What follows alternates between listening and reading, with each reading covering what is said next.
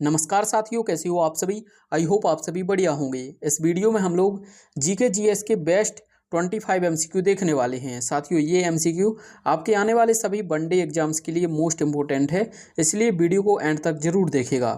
चलिए शुरू करते हैं। साथियों, यदि आपको किसी भी प्रश्न का जवाब पहले से पता है तो उसका जवाब आप लोग कमेंट बॉक्स में देने का प्रयास करिएगा। पहला क्वेश्चन है, अभिनव भारत सोसाइटी की स्थापना किसके द्वारा की गई थी। साथियों, अभिनव भारत सोसाइटी यह किसके द्वारा स्थापित किया गया था। इसका राइट आंसर हो जाएगा BD. Savarkar. D right answer हो जाएगा।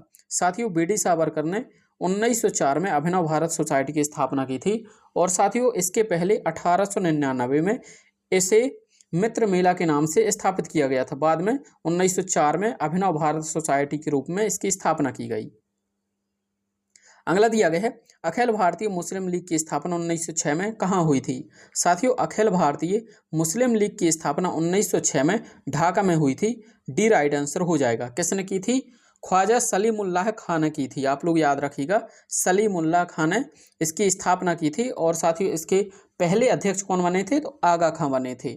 और इसका पहला जो अधिवेशन है वो कहाँ पर हुआ था? कराची में हुआ था। आप लोग याद रखिएगा 1907 में। अगला दिया गया है, भारतीय राष्ट्रीय कांग्रेस के सबसे अधिक समय तक अध्यक्ष कौन रहे। साथियों, भारतीय राष्ट्रीय कांग्रेस के सबसे अधिक समय तक अध्यक्ष कौन रहे हैं? तो इसका राइट आंसर हो जाएगा अबुल कलाम आज़ाद। ए राइट आंसर हो जाएगा।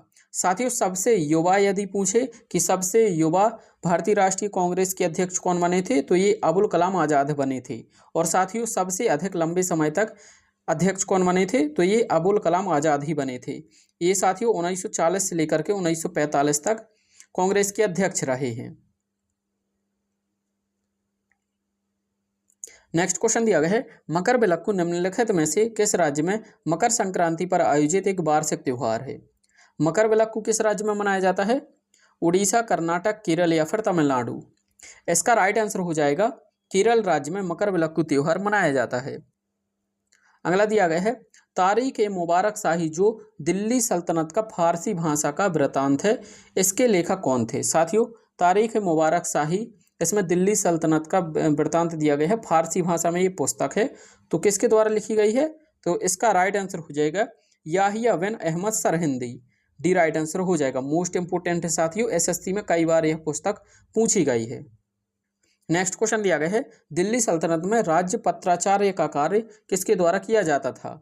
साथियों, दिल्ली सल्तनत में पत्राचार्य का कार्य यह साथियों दीवान ए इंसा के द्वारा किया जाता था। सी राइट आंसर हो जाएगा।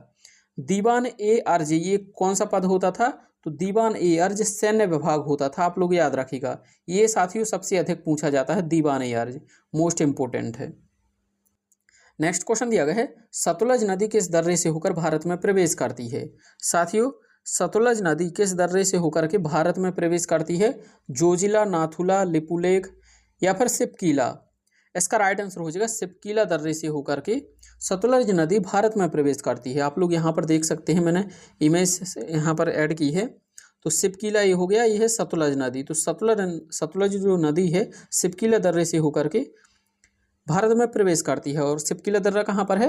हिमाचल प्रदेश में है। हिमाचल प्रदेश के और दर्रे देख लेते हैं, बारालाचा हो गया, रोहतांग हो गया और साथियों सिपकीला, ये सभी कहाँ पर है? हिमाचल प्रदेश में है। माना, नीति और लिपुलेख ये कहाँ पर है? माना, नीति, लिपुलेख और ये साथियों उत्तराखंड में है। आप लोग याद रखना। साथियों इसके बाद पीर पंजार, बनिहाल ये कहाँ पर है? जोजिला ये सभी कहाँ पर है? जम्मू कश्मीर में है। आप लोग याद रखिए। एक खैबर दर्रा है, ये कहाँ पर है? पाकिस्तान और अफगानिस्तान की सीमा के बीच में है। तो इसे भी आप लोग याद रखना, खैबर दर्रे को। नेक्स्ट क्वेश्चन दिया गया है, लोकप्रिय पर्यटन स्थल हैवलॉक द्वीप कहाँ पर स्थित है। साथियों, हैवलॉक द्वीप ये कहाँ पर स्थित है? तो इसका राइट आंसर हो जाएगा ये अंडमान और निकोबार द्वीप समूह में स्थित है। सी राइट आंसर हो जाएगा। नेक्स्ट क्वेश्चन दिया गया है, प्रधानमंत्री कौशल विकास योजना किस वर्ष में शुरू की गई थी। प्रधानमंत्री कौशल विकास योजना ये साथियों कब शुरू की गई थी? 2015 में शुरू की गई थी। बी हमारा राइट आंसर हो जाएगा। अगला दिया गया है, भारत के संविधान की व्याख्या करने की शक्ति किसके पास है। साथियों, भारत के संविधान की व्याख्या करने की शक्ति किसके पास है?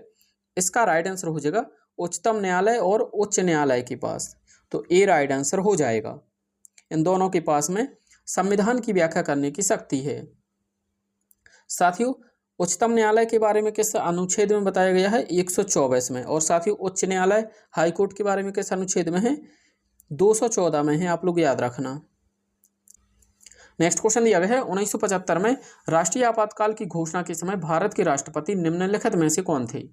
साथियों 1975 में राष्ट्रीय आपातकाल की घोषणा भारत के किस राष्ट्रपति ने की थी? तो इसका राइट आंसर हो जाएगा फखरुद्दीन अली अहमद। इस समय भारत के राष्ट्रपति फखरुद्दीन अली अहमद थे। इन्होंने ही राष्ट्रीय आपातकाल की घोषणा की थी 1975 में। इनका कार्यकाल 1974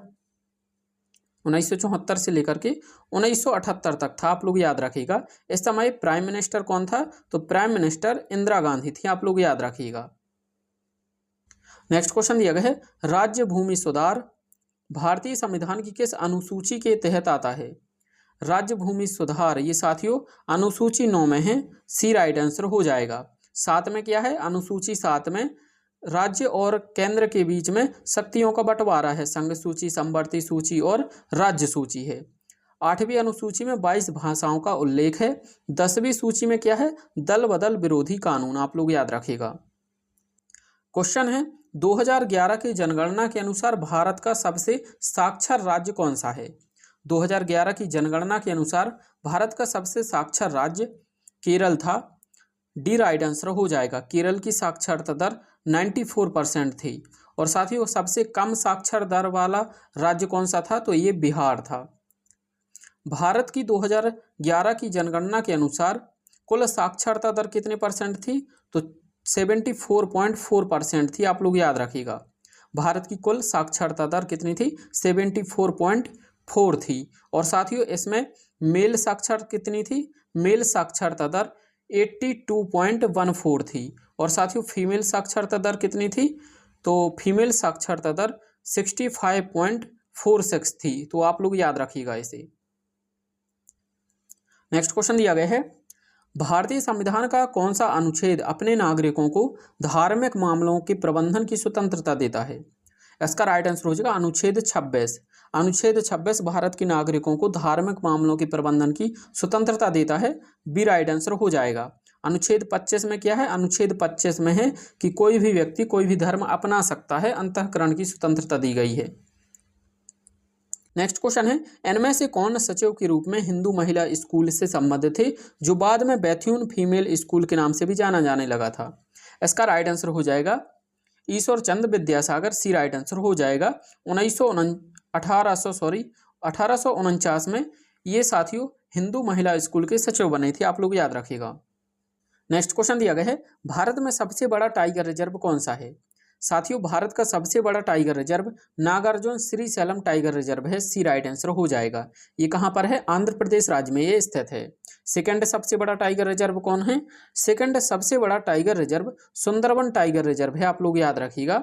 और ये कहाँ पर है? पश्चिम बंगाल में। नेक्स्ट क्वेश्चन दिया गया है शुद्ध निवेश प्लस मूल्यह्रास निम्नलिखित में से किसका अनुमान देता है?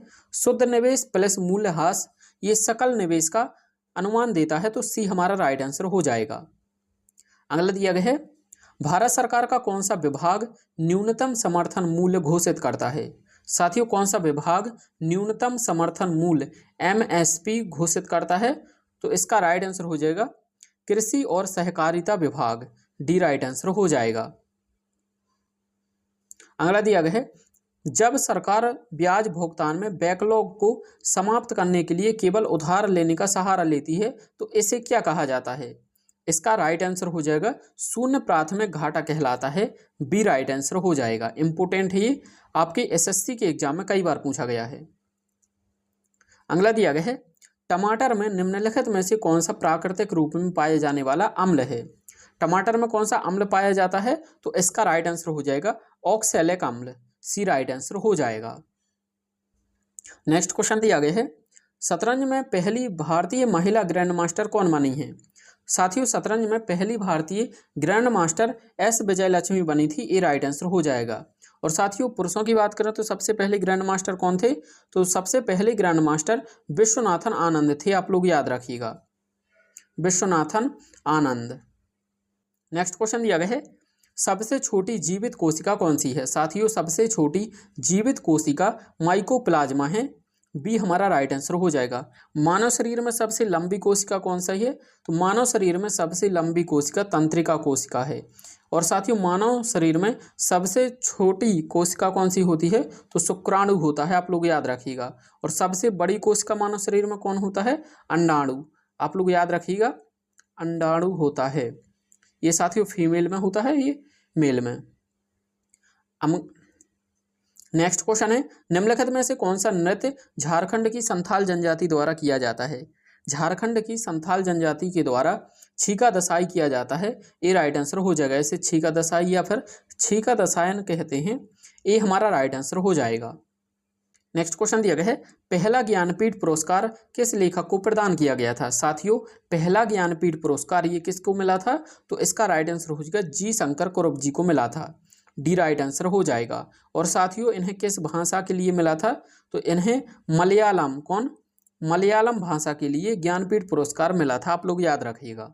साथियों मैं एक क्वेश्चन पूछता हूं, इसका जवाब आप लोग कमेंट बॉक्स में बताइएगा कि विश्व की सबसे ऊंची चोटी कौन सी है और कहां पर स्थित है? विश्व की सबसे ऊंची चोटी, सबसे ऊंची चोटी ये साथियों कौन सी है? इसका जवाब आप लोग कमेंट बॉक्स में बताइए, कौन सी है और किस देश में स्थित है। साथियों वीडियो कैसा लगा आप लोग कमेंट बॉक्स में बताइएगा। और यदि आपको वीडियो पसंद आया हो तो वीडियो को लाइक, और यदि आप लोग हमारे इस चैनल पर नए हैं तो चैनल को सब्सक्राइब जरूर कर लीजिए। थैंक यू फॉर वॉचिंग, मिलते हैं नेक्स्ट वीडियो में।